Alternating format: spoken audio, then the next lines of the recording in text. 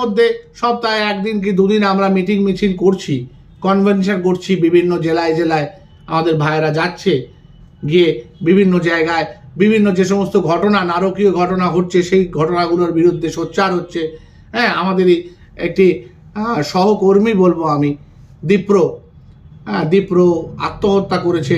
ঝাড়গ্রামে কর্মরত ছিল, ডিপার্টমেন্ট অফ অ্যানাস্থেশিয়ার মানে অজ্ঞান বিভাগের ও সিনিয়র রেসিডেন্ট ছিল।